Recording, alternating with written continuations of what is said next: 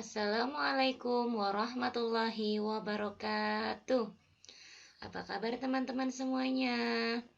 Ustazah doakan semoga teman-teman semua selalu dalam keadaan sehat walafiat dan juga selalu menghormati orang tua, juga semakin mendekatkan diri kepada Allah Subhanahu wa taala.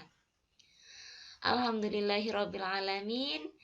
Ini adalah perjumpaan pertama walaupun tidak secara langsung. Perjumpaan pertama teman-teman semua bersama Usyuli. Ini adalah pertama kali ya Usyuli ajar di kelas kalian setelah beberapa tahun yang lalu. Alhamdulillah teman-teman sekarang sudah kelas 5. Semoga teman-teman semakin soleh dan solehah. Teman-teman, untuk tahun ini teman-teman akan belajar bersama Usyuli, yaitu belajar SKI atau Sejarah Kebudayaan Islam, di mana di kelas 5 ini ada beberapa bab yang akan kita bahas. Namun di pertemuan pertama ini kita akan membahas bab yang pertama. Bab yang pertama yaitu mengenai keperwiraan Nabi Muhammad SAW. Dalam bab ini kita akan membahas beberapa hal. Yang pertama yaitu bagaimana sikap Rasulullah SAW menghadapi permusuhan kaum kafir Quraisy. Dan juga nanti ada beberapa sikap Rasulullah di dalam peperangan. Di antaranya dalam perang Badar, perang Uhud, perang Khandaq, dan juga nanti akan ada perjanjian Hudaibiyah. Apa itu perjanjian Hudaibiyah? Nanti kita akan bahas satu persatu. Yang pertama, menghadapi permusuhan kaum kafir Quraisy. Dalam suatu negara atau pemerintahan akan berjalan dengan baik dan lancar apabila segala aktivitas penduduknya juga berjalan dengan baik dan lancar. Baik aktivitas perekonomian, pendidikan, sosial, dakwah, dan sebagainya. Semuanya akan berjalan lancar jika didukung oleh pemerintahan dan keamanan yang terkendali dan stabil. Demikian juga dengan Nabi Muhammad SAW. Beliau memberi perhatian khusus terhadap stabilitas pemerintahan dan keamanan. Seperti yang kita ketahui bersama ya teman-teman, bahwa Nabi Muhammad SAW selain sebagai seorang Rasul yang harus menyampaikan dakwah kepada umatnya, beliau juga seorang pemimpin atau penguasa pemerintahan di Madinah. Dengan demikian, beliau harus mengatur waktu untuk mengurus dan menjalankan keduanya dengan sebaik-baiknya. Nabi selalu mengupayakan dengan maksimal untuk bisa memenuhi segala kebutuhan umat maupun rakyatnya, baik dari kebutuhan sandang, pangan, ataupun papan. Beliau juga berupaya untuk mewujudkan rakyatnya hidup rukun, aman, dan sejahtera dalam satu ikatan negara dan agama. Seperti yang telah kita ketahui bersama, ketika awal Rasulullah SAW datang ke kota Madinah, yaitu berhijrah dari kota Mekah ke kota Madinah, begitu pertama kali beliau datang dan sampai di kota Madinah, yang beliau lakukan adalah membangun masjid. Jadi hal-hal yang dilakukan oleh Nabi Muhammad SAW pada awal kedatangannya di kota Madinah, yang pertama adalah membangun masjid. Yang mana masjid sebagaimana mestinya adalah sebagai tempat untuk peribadahan bagi kaum muslimin. Namun, pada masa itu, masjid tidak hanya berfungsi sebagai tempat ibadah, namun masjid juga difungsikan untuk beberapa hal yang lain. Di antaranya, masjid juga difungsikan sebagai pusat pendidikan dan pengajaran agama. Maksudnya bagaimana? Jadi di dalam masjid itu dijadikan sebagai pusat pendidikan, yaitu tempat untuk menuntut ilmu, baik ilmu secara umum maupun ilmu agama. Selain sebagai pusat pendidikan dan juga pusat pengajaran agama, masjid juga berfungsi sebagai pusat pengadilan, yaitu sebagai pusat untuk memutuskan perkara yang muncul di dalam masyarakat. Jika di dalam masyarakat Madinah terjadi suatu permasalahan, maka permasalahan tersebut akan dibahas dan dimusyawarahkan di dalam masjid. Mungkin karena pada saat itu belum ada pengadilan atau lembaga-lembaga yang lain, jadi masih ditempatkan di masjid. Selain itu, masjid juga dijadikan sebagai tempat bermusyawarah dan pertemuan yang lainnya, juga sebagai pusat pemerintahan dan kegiatan politik. Hal itu terjadi ketika pada masa Rasulullah Shallallahu Alaihi Wasallam, yaitu di awal kedatangannya di kota Madinah. Itu yang pertama ya teman-teman, Rasulullah membangun masjid begitu datang di kota Madinah. Yang kedua, setelah membangun masjid, Rasulullah kemudian membangun persaudaraan antara kaum muslimin Mekah dan kaum muslimin Madinah. Biasanya yang disebut persaudaraan itu adalah dengan orang yang memiliki hubungan kekeluargaan. Namun di sini Rasulullah berusaha membangun persaudaraan antara kaum muslimin Mekah dan kaum muslimin Madinah, agar semua kaum muslimin bisa bersatu dan bersaudara. Kaum muslimin Mekah itu disebut sebagai kaum muhajirin, sedangkan kaum muslimin Madinah disebut sebagai kaum ansor. Kaum muhajirin adalah kaum muslimin yang datang dari kota Mekah dan tinggal di kota Madinah, atau hijrah, yang telah melakukan hijrah dari kota Mekah ke kota Madinah. Itu yang disebut sebagai kaum muhajirin. Sedangkan kaum ansor adalah orang-orang yang membantu dan menolong kaum muhajirin ketika kaum muhajirin sudah sampai di kota Madinah. Jadi, kaum muslimin yang berasal dari kota Madinah itu disebut kaum ansor. Jadi teman-teman bisa membedakan ya. Kaum muslimin yang berasal dari kota Mekah hijrah ke Madinah itu disebut kaum muhajirin. Sedangkan penduduk asli Madinah disebut kaum ansor. Jadi antara kaum muhajirin dan kaum ansor oleh Rasulullah Shallallahu Alaihi Wasallam dijadikan persaudaraan. Persaudaraan atas ikatan keagamaan, bukan ikatan darah ataupun kekeluargaan. Itu yang dilakukan oleh Rasulullah Shallallahu Alaihi Wasallam setelah membangun masjid. Kemudian, setelah membangun persaudaraan antara kaum muslimin Mekah dan kaum muslimin Madinah, Rasulullah mengadakan perjanjian atau undang-undang. Jadi kaum muslimin mengadakan perjanjian atau undang-undang, membentuk suatu undang-undang. Kalau di Indonesia namanya Undang-Undang Dasar 1945. Tapi kalau di kota Madinah tentu namanya berbeda ya teman-teman. Di Madinah ketika pertama Rasulullah mengadakan perjanjian, itu disebut dengan Piagam Madinah. Piagam Madinah itu adalah undang-undang yang mengatur orang-orang muhajirin, ansor, dan juga kaum Yahudi. Mengatur agar mereka semua bersedia hidup berdampingan secara damai. Jadi, Piagam Madinah itu tidak hanya mengatur kaum muslimin saja, tapi untuk mengatur kaum Yahudi juga atau orang-orang non-muslim. Karena sejak awal memang Rasulullah selalu menghormati dan menghargai perbedaan. Jadi Rasulullah tidak hanya memikirkan kaum muslimin saja, tapi orang-orang non-muslim pun dipikirkan oleh Rasulullah.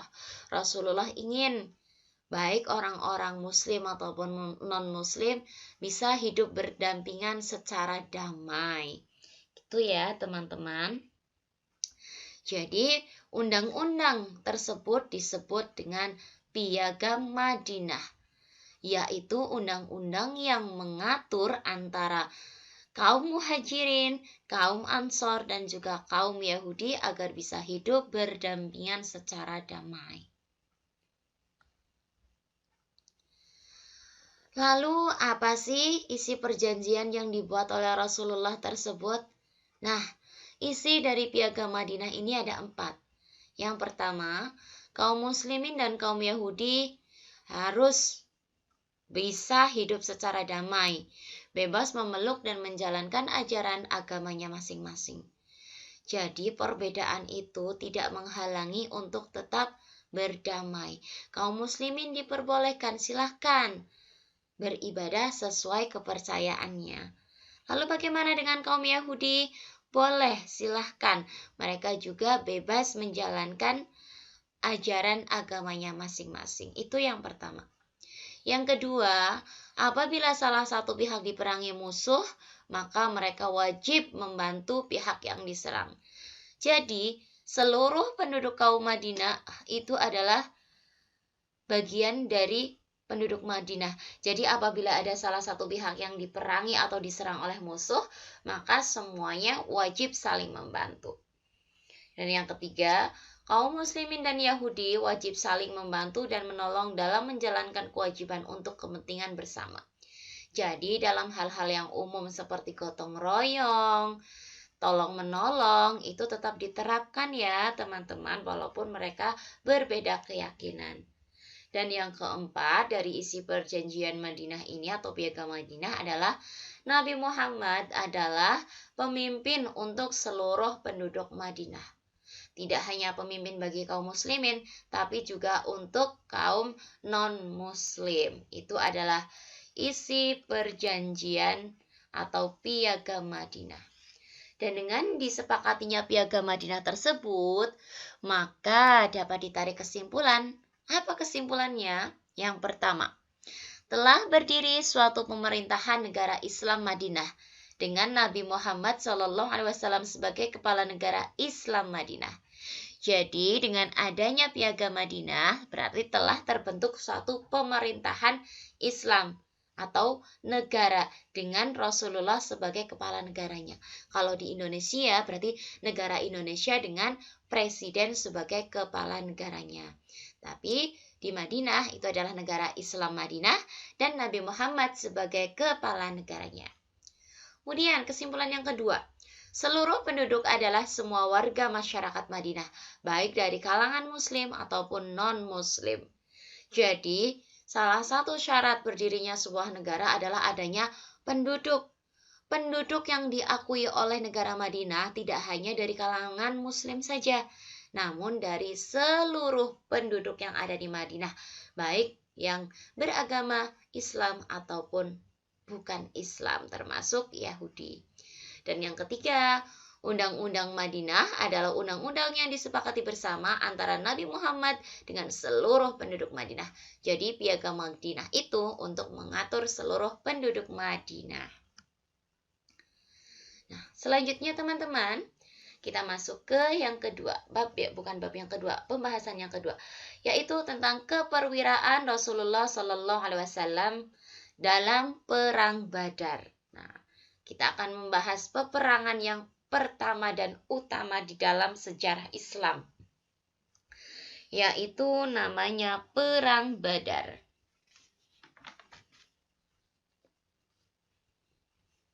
Perang Badar ini adalah perang yang pertama dan terpenting dalam sejarah Islam.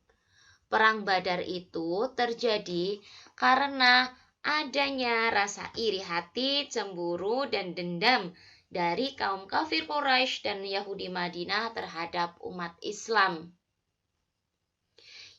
Ustazah ulangi.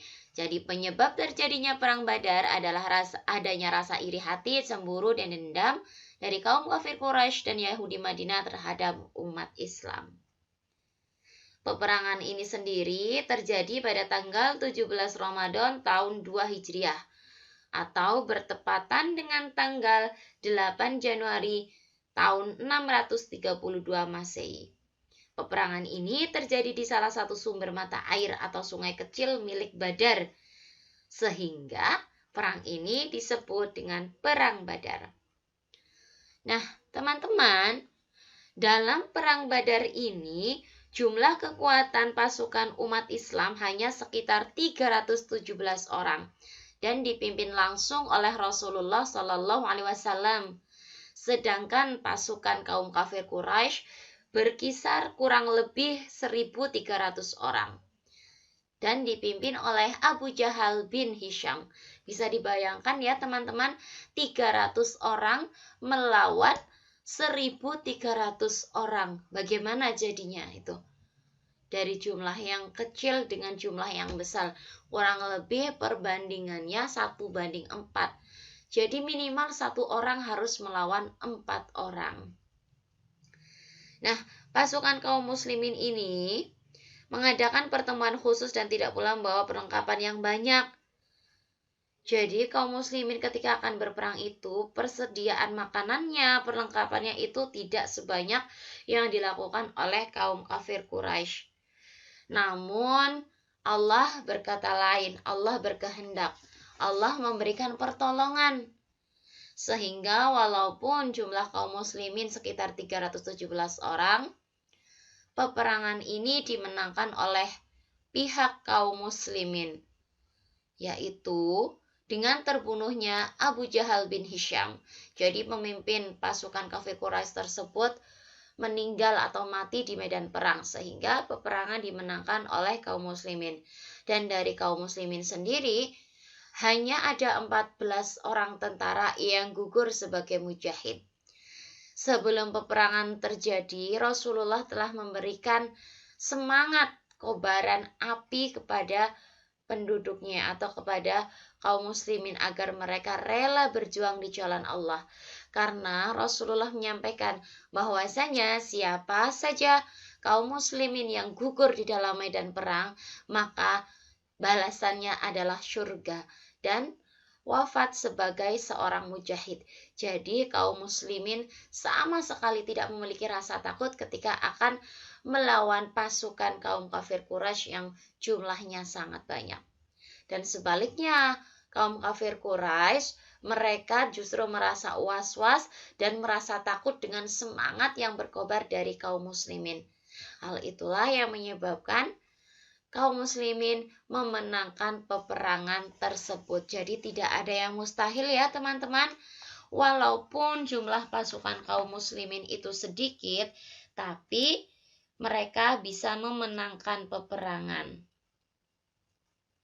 Dan dalam perang Badar ini juga sering dikenal dengan sebutan Yaumul Furqan, yaitu hari yang membedakan antara yang hak dan yang batil, yang benar dan yang salah.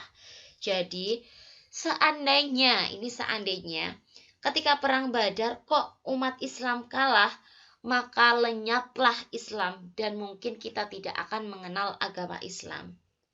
Nah, dengan kemenangan ini, dengan kemenangan umat Islam dalam perang Badar, maka kedudukan umat Islam semakin kokoh. Orang-orang Yahudi merasa sedih dan kecewa, serta membuat keonaran di kota Madinah. Sementara orang kafir Quraisy dengan kekalahan ini merasakan sebagai pukulan yang berat karena pemimpin mereka telah mati dalam peperangan tersebut. Nah, itulah ya tentang kisah perang Badar. Teman-teman, jika dirasa kurang cukup penjelasan Ustazah, teman-teman juga bisa mencari referensi lain, boleh di YouTube, boleh di Google, ataupun di buku-buku tentang sejarah umat Islam. Jadi demikian yang dapat Ustazah sampaikan. Silakan teman-teman pelajari, silakan teman-teman perhatikan. Nanti teman-teman jawab kuisnya dan Ustazah ambil penilaiannya. Terima kasih atas perhatiannya. Wassalamualaikum warahmatullahi wabarakatuh.